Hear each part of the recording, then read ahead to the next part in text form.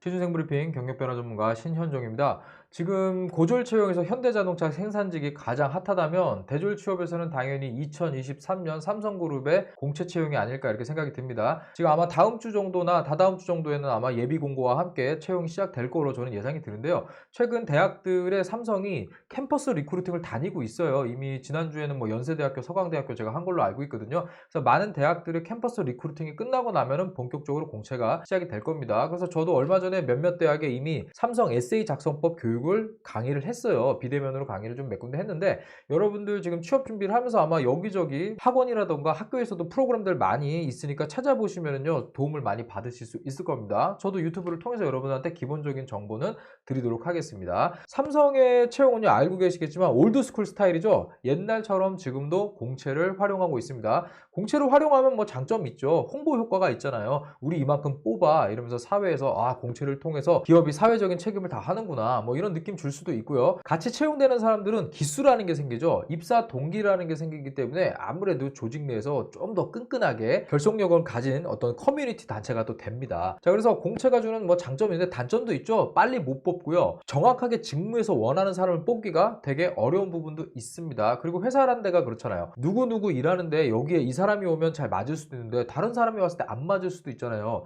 기존에 일하고 있는 사람들하고 생각해서 맞춰서 뽑는 게 어려운 게 공채의 단점이죠. 어쨌든 공채를 통해 인재를 선발을 하고 있습니다. 뭐 여러 장단점이 있겠지만 아직 삼성은 공채를 통해서 사람을 선발을 하고요. 선발 프로세스가 다른 기업에 비해서 매우 단순하다는 특징이 있어요. 에세이 내고 GSAT 보고 면접 보면 끝이에요. 면접도 원데이 하루예요. 뭐 1차, 2차, 3차 이렇게 나눠져 있지 않기 때문에 상당히 채용 프로세스가 단순합니다. 뭐 많은 분들 알고 계시겠지만 GSAT가 가지고 있는 변별력, 스크리닝 기능을 상당히 신뢰를 하고 기업에서도 전폭적으로 밀고 있기 때문에 선발 프로세스에서 GSAT가 가져다주는 변별력이 되게 크거든요. 그래서 단순하게 해도 우리는 맞는 사람을 뽑을 수 있다라는 게 상당히 어떻게 보면 자신감이 있는 거죠. 그리고 채용 과정을 잘 보시면요, 오로지 직무거든요. 뒤에 제가 자세히 설명을 드리도록 하겠습니다. 사실 삼성은요 2014년 이후에 지금 에세이 체제로 바꾸면서 거의 채용에 크게 변화는 없었어요. 당시에 제가 썼던 책입니다. 그래서 제가 저 책을 낸 뒤로 삼성 관련된 공채 프로그램 계속 운영을 하고 있는데, 자, 저 책을 냈을 때 2014년 채용과 지금 제도는 같지만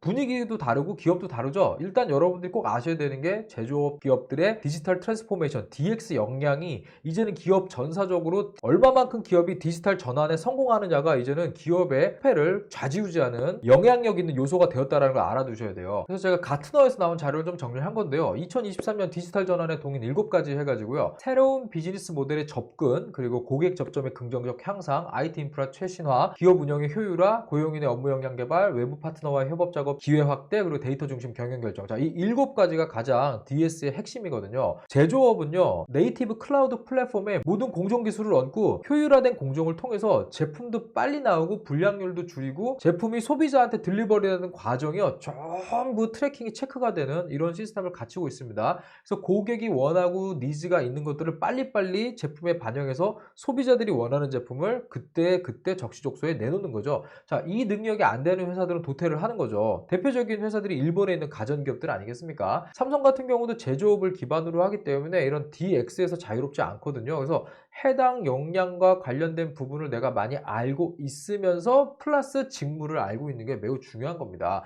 그래서 공채의 프로세스를 잘 보시면요, 에세이, GSAT, 그리고 면접, 이렇게 아주 단순한 채용 구조를 갖고 있는데, 에세이를 실제로는요 직무 적합성 평가라고 하거든요. 아마 삼성과 관련된 채용 여러 가지 여러분들 영상을 보시면은요, 에세이는 기본적으로 직무와 관련된 본인이 가지고 있는 내용을 위주로 쓰지 않으면은 체크하는 과정에서 별다른 어필 포인트를 가질 수 없다가 중론이에요. 이거는 저도 계속 얘기를 하거든요. 그래서 에세이가 예전보다 물론 자수도 늘어나고 안에 써야 되는 내용이 4번 항목 같은 경우는 계열사별로 전부 다르기 때문에 평가에 있어서 예전보다 더 직무와 관련된 내용을 중심적으로 기술해야 되는 게 맞는 거예요. 그래서 저 같은 경우도 에세이를 1대1로 서류 클리닉 하는 경우가 있거든요. 이렇게 첨삭지도 하는 경우가 있는데, 얼마만큼 직무와 관련된 경험과 용어, 그리고 본인이 했던 일, 그 직무와 관련해서 설명이 아니에요. 내가 했던 일, 나의 역할, 내가 거기서 배운 것, 직무 위주로 정확하게 쓰게 하거든요. 그래서 이 사람이 어떤 경험 소재를 갖고 있는지를 먼저 이야기를 한 다음에 직무와 가장 적합하거나 프렌들리한 내용을 가지고 저는 쓰게 하거든요. 그래서 삼성 공채 준비하시는 분들 기본적으로 DX 깔고 내가 직무 관련된 경험 역량 깔고 합쳐서 에세이를 작성한다. 이거 꼭 기억을 하세요. 여기에서 스크리닝을 통과를 하면은 G사트의 기회가 주어지죠. 그런데 2022년 제가 대구에 있는 한 대학에 삼성 취업반을 운영을 했거든요. 당시에 학생들한테 이전 2021년의 채용과 조금 달라진 점을 발견한 게 서류에서 생각보다 많은 사람이 탈락한다는 거예요. 그래서 올해 2023년에도 그 기조가 유지될 걸로 보입니다. 그래서 에세이를 기본적으로 DX 직무, 자, 내가 한 일 위주로 쓰지 않으시면요, 스크리닝 될 확률이 되게 높습니다. 그래서 GSAT, 자, G사트 보고 떨어지는 거는 기분 안 나쁜데 에세이부터 떨어지면 좀 기분 나쁘잖아요. 그래서 에세이를 최대한 맞춰서 거기에 작성하시는 거를 노력을 하시고요. 그 다음에 G사트 같은 경우는 많은 이야기가 있는데 웬만하면 여러분들 좀 중학교 때 수학 공부 좀 싫었었죠. 자, 그때 당시에 공부했던 거 위주로 문제를 풀어보면서 서점에 있는 책들 여러 권 풀기보다는요, 한 권을 집중적으로 풀어보시는 게 낫다라고 저는 얘기를 드릴게요. 뭐 이거는 인적성 검사에 대해서 강의하시는 분들마다 생각은 약간 다른데, 저 같은 경우는 좀 기본적으로 중학교 때 배웠던 수학 공식을 한번 복습을 한 다음에 취업 직무 상식과 관련된 문해력을 확보한 상태에서 조금 GSAT 관련된 교재를 풀어봐라, 전 이렇게 조언을 주거든요. 그래서 이 부분은 뭐 다른 분들도 이 얘기를 많이 하시니까 여러분들한테 맞는 공부법을 찾아서 공부를 어느 정도 하셔야 됩니다.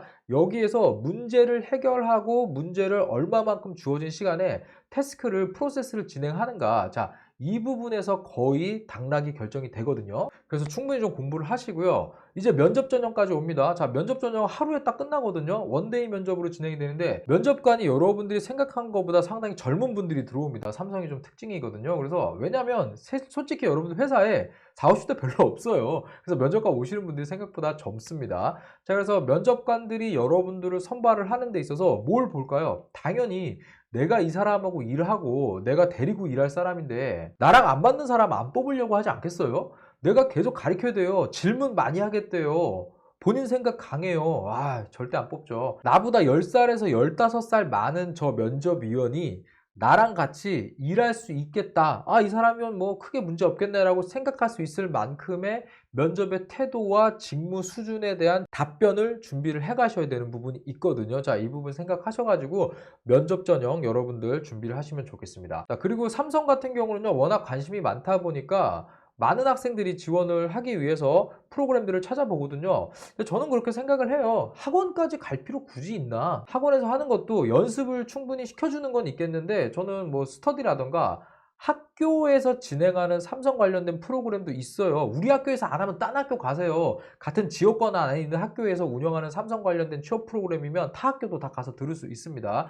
자, 그래서 여러분들이 많이 돌아다니세요. 특히 학교에서 하는 면접 프로그램 같은 거 여러분들 학생들 오라고 그러면은 막 시키고 뭐하고 막 이럴까봐 안 오는데, 자, 면접이라는 프로그램 자체가 원래는 내가 나를 얘기를 한 걸 평가받는 자리잖아요. 자, 그게 싫어서 모의 면접에 안 간다? 아, 이건 아니거든요. 그래서 적극적으로 본인이 참여를 해서 면접 연습을 하신다면 분명히 여러분들 좋은 기회가 있을 거다라고 얘기를 드릴게요. 그리고 혹시 여러분들 학교에서 삼성 관련된 좀 취업 강의가 필요하다, 에세이를 봐주고 싶다, 면접이 필요해요. 아, 저 좀 여러분들 추천 좀 해주세요. 학교 담당자분과 제가 끈끈하게 한번 얘기를 해보도록 하겠습니다. 혹시 여러분들이 필요하시면 제가 나중에 에세이 작성법이나 이런 것도 뭐 제가 영상으로 한번 만들어서 올리도록 하겠습니다. 다들 준비 잘 하시고요. 구독하기, 좋아요 부탁드리겠습니다. 경영변호 전문가 신현종이었습니다.